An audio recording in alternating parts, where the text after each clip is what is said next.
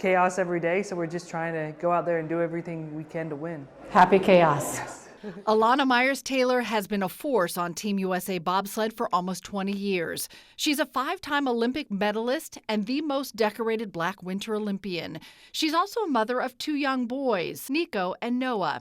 Nico has Down syndrome. Both Noah and Nico are deaf. She's married to retired Olympic bobsledder Nick Taylor. At 41 years old, Elana keeps breaking barriers. It all started growing up in Douglasville, Georgia. She sat down with us to talk about it all as she prepares for what would be her 5th Olympics. What a whirlwind it's been leading up to these games. Yeah, it's been wild. Just everything that's been going on and traveling around with the family and figuring everything out logistically, it's been quite the chaos. What has the season been like, and how much have you loved having Noah and Nico on the road with you? Oh my gosh, it is so much fun to have my boys with me and so much chaos. Like, I miss a lot of sleep.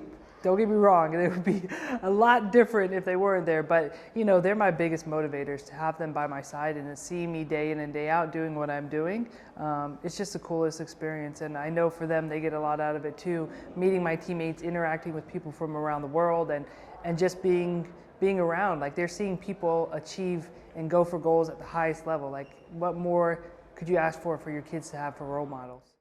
And as they're getting older, they're understanding more. Amazing to think at the last Winter Games, Nico was just getting ready to turn 2. Noah wasn't born yet. How much life has changed in the course of one Olympic cycle.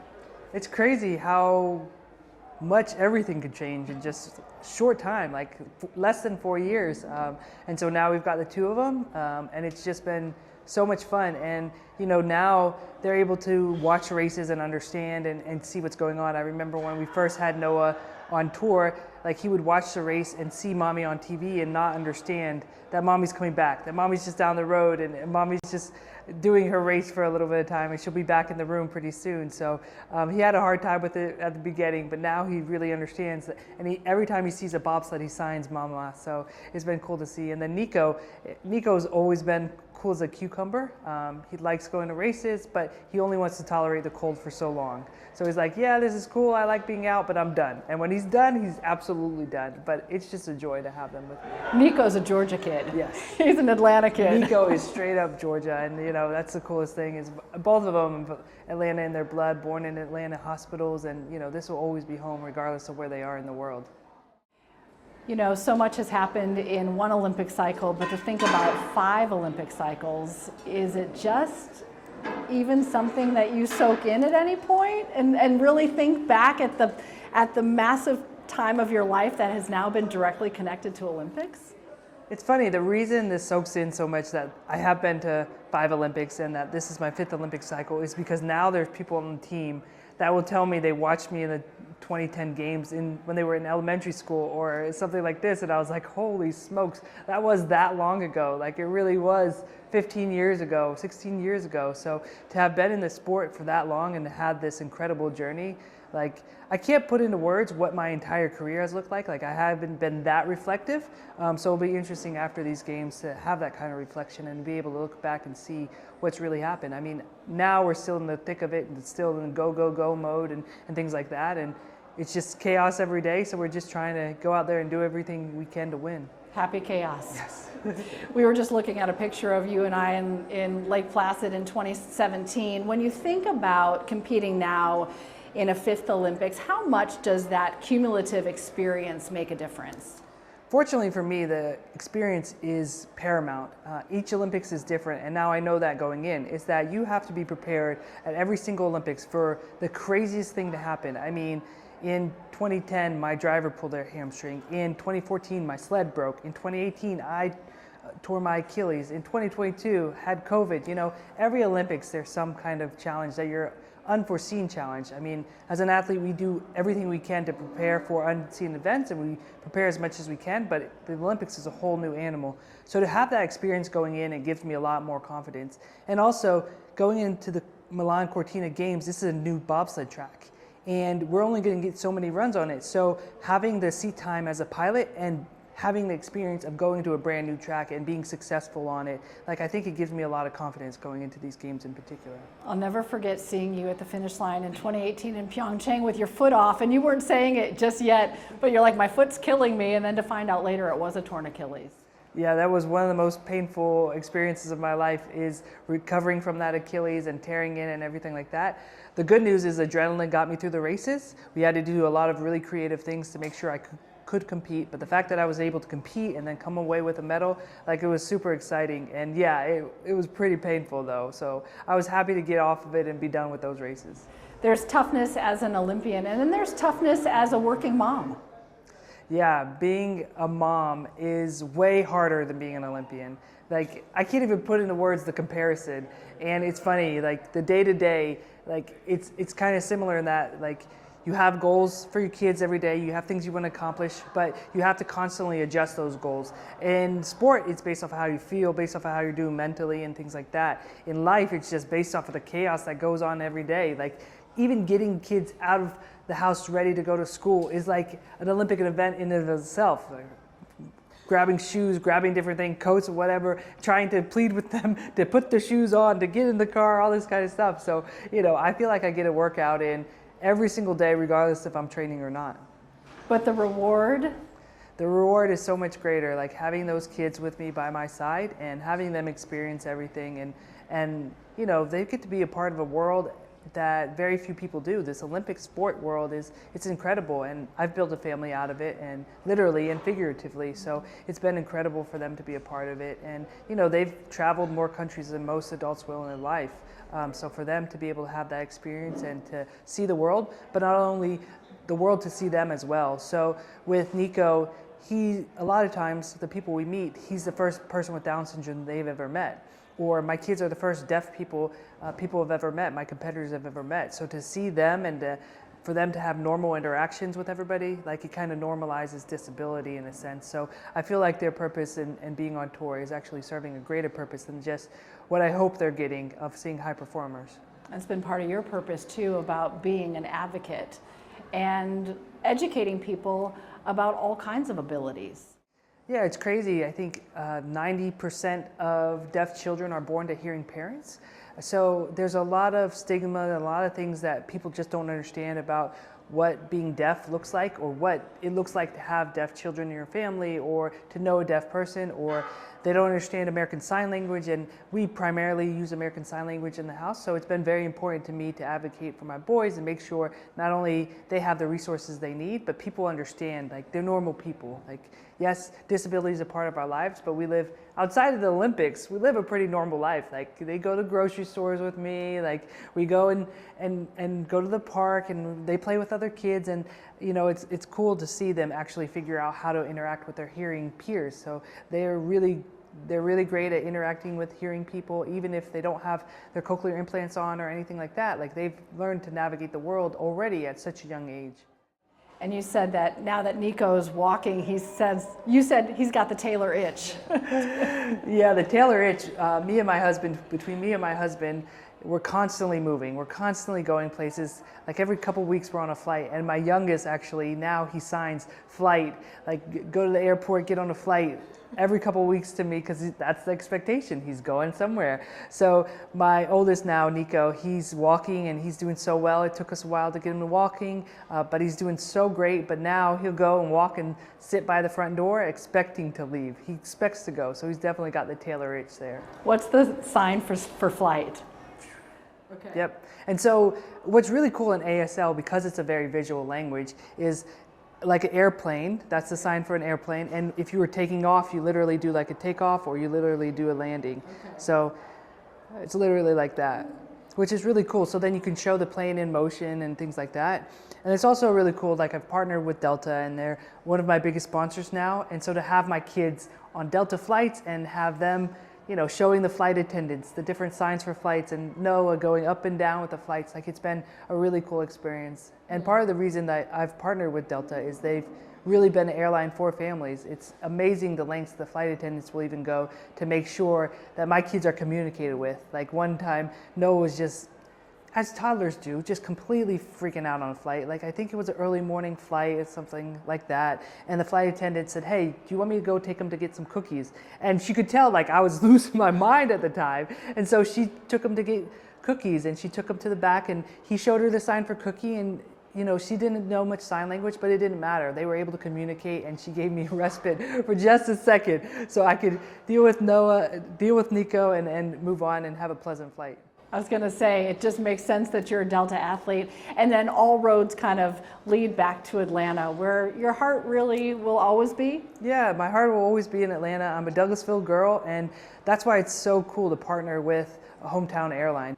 Let's fast forward a little bit for when February comes and your home state is watching you, as everyone will. What will your message be to everyone at home? My biggest message is just thank you for all the support. Like, Atlanta will always be home.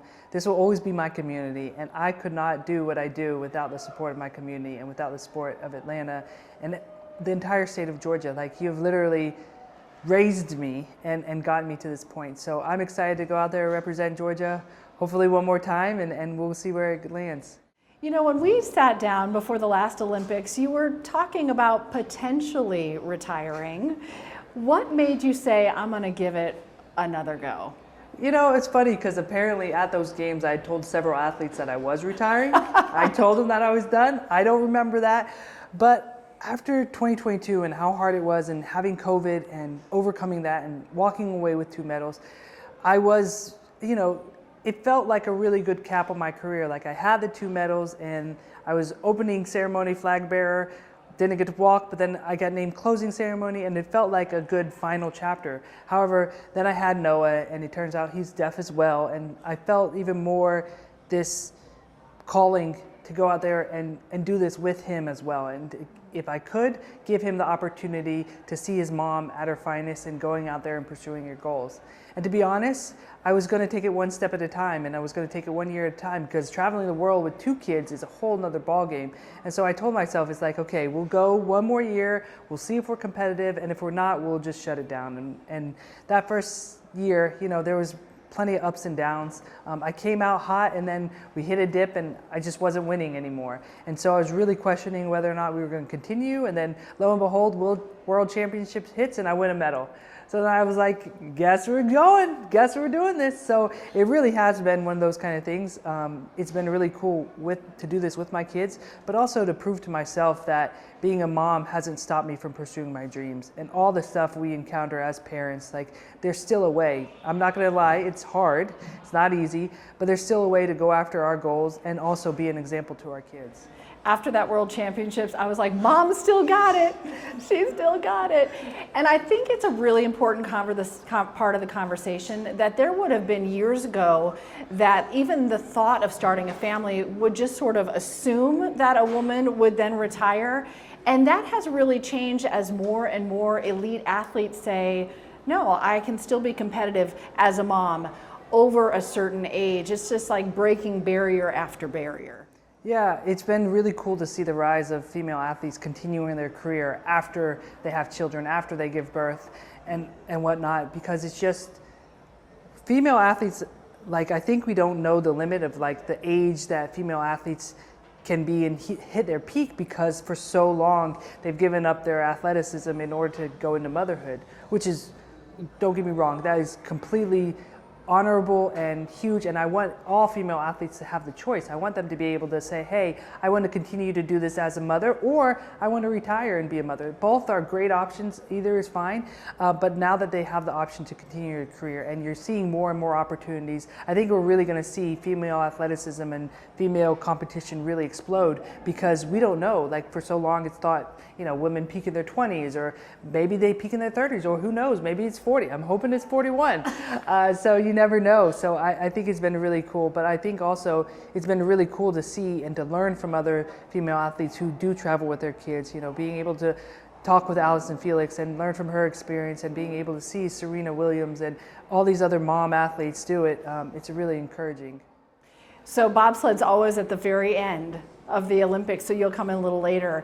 Do you watch some of the other athletes? Have you gotten to know some of the other Winter Olympians over the year? What will you be watching before bobsled hits the track? Fortunately for Winter Olympics, it's a small family, so you know most of the other athletes, whether it's encountering them at Olympic and Paralympic Training Center or doing events or even the Delta team, being together with the Delta team. Like, you come across a lot of the athletes. So some of my favorite events are snowboarding, of course. It's always fun to see that in the air and things like that, but I'm gonna watch everything I can. I'm really looking forward to seeing Jessie Diggins.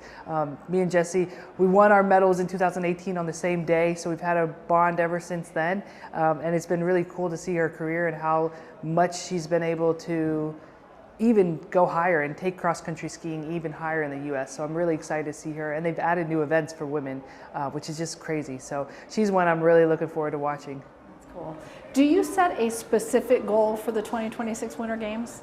I think the only goal you could set is 2 gold medals. Like, have opportunity to win 2 gold medals, that's obviously the goal. Now, knowing that, I know how difficult it is, and I know sometimes all those factors aren't inside your control. But if I set my goal to win those 2 gold medals and I do everything within my control, then I put myself in the best position to try and do that. If it doesn't happen, that's okay too, but I'm gonna do everything I can to make it possible. Yeah, I was thinking about at the 2022 games, you said the best moment was putting your medal around Nico's neck. So the ultimate goal would be 2 gold medals and really one for each of your sons. It would be an absolute dream to be able to give my sons 2 gold medals. I feel like Noah will probably take both of them. Probably wouldn't let Nico have one, but you know, they're the reason I'm out here doing this. So if I could bring a medal home to them, it would be an amazing dream. And Nick is still such a big support. Nick does everything he can to try and make this dream work and try to do everything he can to make it possible, whether it's taking care of the kids and doing everything them, or making my bobsled spikes. He's still making my spikes, still writing my program, strength and conditioning program, still doing everything he can to try and make this work. So it's been really cool to see the evolution, especially since he's retired as a bobsledder. You know, it used to be him day in and day out training with me, but now he's got a different role, and using all the experience he has now as a chiropractor and as a strength coach and working with elite athletes, like having that kind of experience now, it's really elevated my performance and my programming. So it's been really cool to see this different dynamic between us.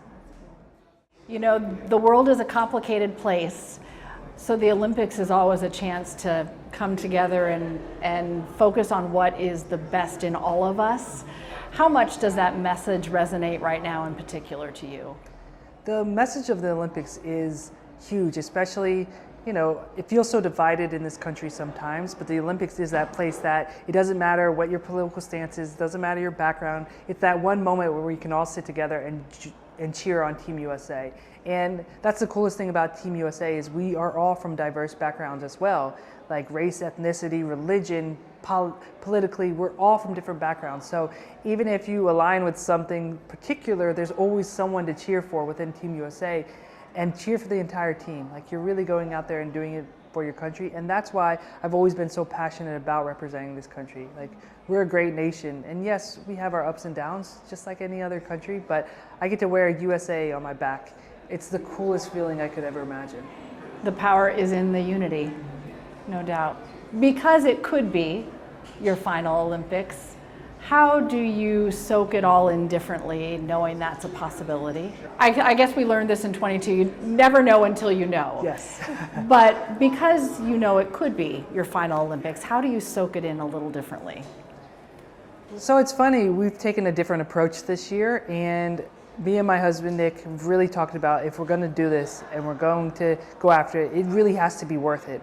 Like, the boys are missing their therapies, they're missing school time, they're away from other children, they're missing their family. We're going to be over in Europe for 6 months now, so the boys are sacrificing a lot for us.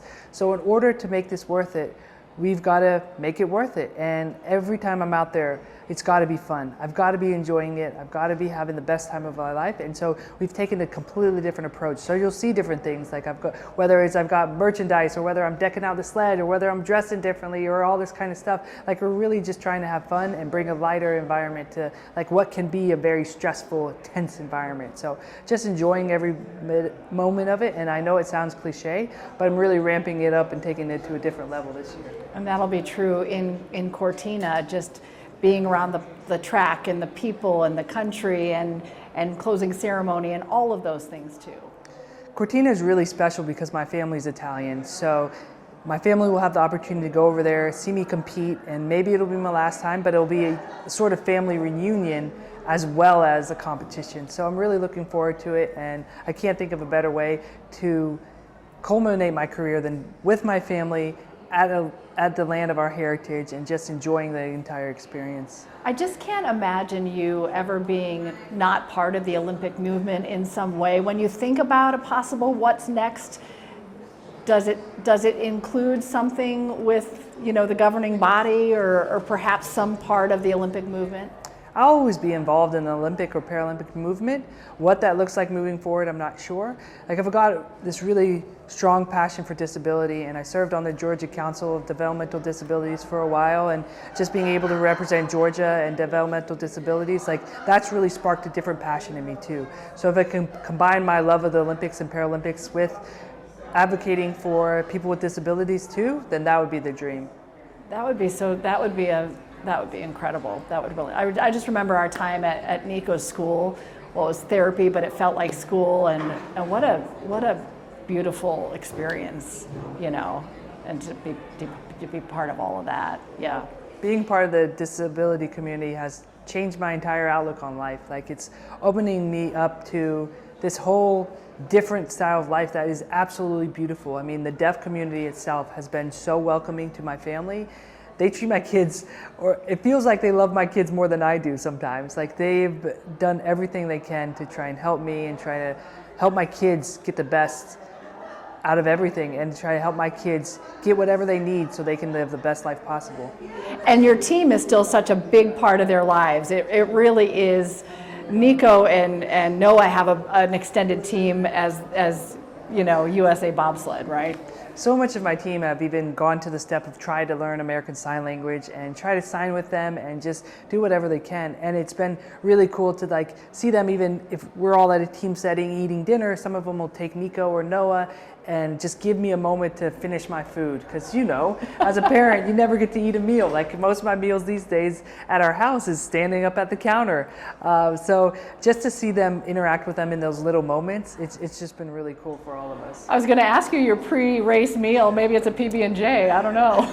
My pre-race meal used to be a PB&J, but now it varies basically whatever I can get at the time. Like, it's always a struggle, and trying to manage both of them and things like that, and trying to make sure I'm not having toddler meals to try and do athletic performance, like chicken nuggets and things like that. Like, I don't even do chicken nuggets, but now as a toddler mom, that's what you find yourself grabbing from time to time. It's like whatever you got.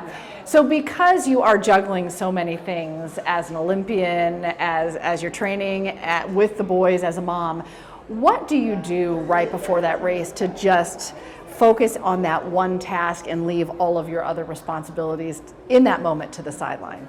Believe it or not, and I think most parents can appreciate this, it's like when I have that moment before competing, it's like my time. Like, it's finally time that I could focus on myself and I could make sure that I have whatever I need to do whatever I am set out to do, that I can go after my goals. And it's actually freeing in a sense, because, you know, parenting is so hard and your attention is drawn in so many different directions all the time.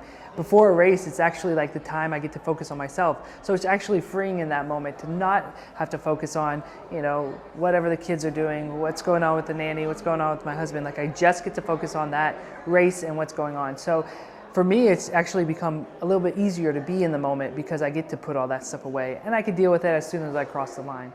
We'll be in Cortina for the opening ceremonies. Oh, you will? Okay. And there's a chance I could walk. It's just now a logistic matter of figuring out what happens with the kids and how that's going to look and everything like that. So we'll be there for the entire length of the games. We actually have training runs on the track prior to the opening ceremony. So we'll get on the track, get settled, all that kind of stuff. But how that looks for the opening ceremony, closing ceremony, I don't even know. We're going to take it step by step, and first step is qualifying and then go from there. You've done thousands of interviews in your Olympic career. Is there one question that you always wish somebody had asked you? Oh, that's a really good question. I can't think of one. Like, I think the good news about having been in this movement for so long is I've been able to share my story with so many different people. And there's a lot about me out there, a lot that I've been able to tell my story about, which has been huge, which has been amazing to be able to share my story and share my story now with my kids and my husband and all of that, because it's really been like Olympic sport has changed my life, and it's changed my life for the better, and it's given me a life and sport in general. So I always want to encourage people to take up sport. Like obviously it's not going to be at the Olympic level for everybody, but it's done so much for my life and improved it so much that I just encourage people to go out there and try. And at the last Olympics, you became the most decorated Black winter Olympian. What does that mean to you?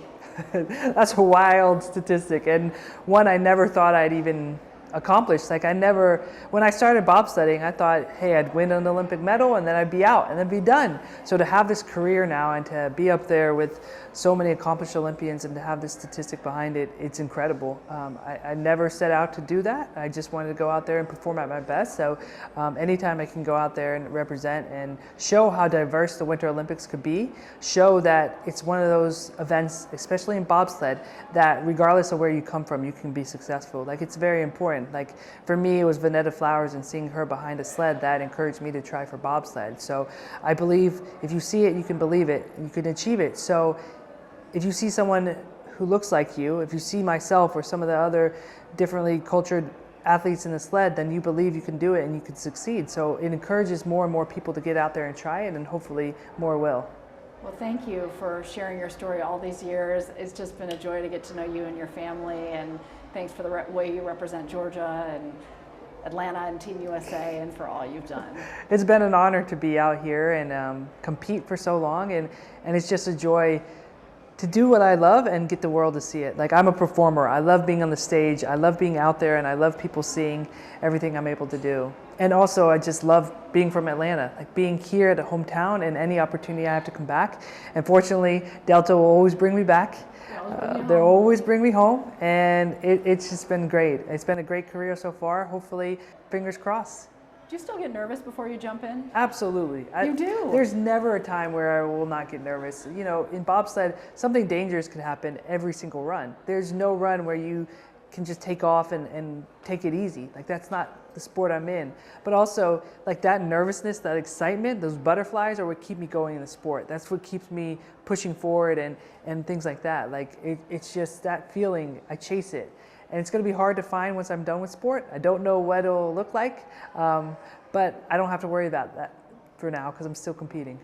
We see you in a race car, you know, skydiving or something. Atlanta Motor Speedway. Yeah, there you go. I still tried to get them to, after the last games, they wanted me to drive the pacer car. I was like, yes, let's do it, let's do it. But there's a lot of training that goes into driving those pace cars. So maybe one day they'll bring me back here and let me drive a pace car. Could be your retirement gift whenever that day comes. I like that. I like the sound. Before I let you go, for people who don't understand bobsled as well, talk about your two different races. So in the Olympics now, we have two different races. We have the monobob, which is just one person jumping in a sled. You push, you drive, and hop in, and it's just you. It's all on you. And then two-person, where I have a brakeman behind me. So I'm a pilot, the brakeman will be behind me, and they push, jump in, and then when they jump in, they just have their head in between their knees and ride in a low aerodynamic position. Versus I'm actually piloting these sleds down the track. Not leaning or doing anything like that, but actually driving the sleds down the track. Do you have a favorite? My favorite track in the world is hopefully Cortina, but right now it's St. Moritz, Switzerland. And do you have a favorite race? Ooh. Do I have a favorite race? I think my favorite race would actually be the monobob race in the 2022 Olympics, just because of how hard that was. And in that monobob race, my first run was just terrible. I had a really bad first run, and just coming off of everything, I was not in a good place mentally. So that first run was just really, really bad. But I fought the entire way through that race and fought myself all the way back up to a silver medal in that race. So I was really proud of that performance. It's one of the ones that goes down in my head as like one of my greatest performances because of how far I had come. Like to make up that kind of time and to put myself in a medal position was just really cool. That's a perfect example of why there is such a big mental piece of sport, not just the physical training, because you don't have much time to change your mindset to get back in, and you cannot be thinking of the first race when you're doing your second race, right? No, you've got to take every race as it comes and just go for it. And I really credit my team to that as well, and my coaches and Nick as well, is just telling me to keep pushing, keep going, keep going. And even we had an equipment change in between days, an equipment change that was risky because I wasn't sure if I had the control I needed, but I knew it would give me a little bit more speed if I could control it. But they believed in me, said, let's make the equipment change, let's go after this medal and let's see what can happen. And then going into the second day in 4th place and just fighting every single run to move myself in the medal position, it was really a special race. Did you watch Ted Lasso? Yes. I'm like, be a goldfish, be a goldfish. Yes. Short-term memory. You have to have a short-term memory, especially in bobsled. Because in bobsled, we like to say it's not the person with the best plan A that wins. It's the person with the best plan B, C, D, E, and F that win. Even within an individual curve. Like, you're not always going to get in on the perfect line. And so you have to be able to adjust mid-curve. You have to be able to adjust in between curves. And the whole way down the track, you're adjusting to try and get back on that perfect line. Now, if you had to pick between monobob and the double, what would you do? I'm a natural team sport athlete. Like, I grew up playing softball. For so long, we only had 2 women, so I would say 2 women, but I've actually got a pretty good knack for monobob. It surprises me every time I get in. I'm like, I'm actually pretty good at this. It's probably my stronger event, but 2-man will always be my favorite. But 4-man will actually always be my favorite, but 4-man is not an Olympic option for women, so 2-man it is. It's always so much fun to talk to you. Likewise. Thanks so much. Thank you so much, Elana. Appreciate it.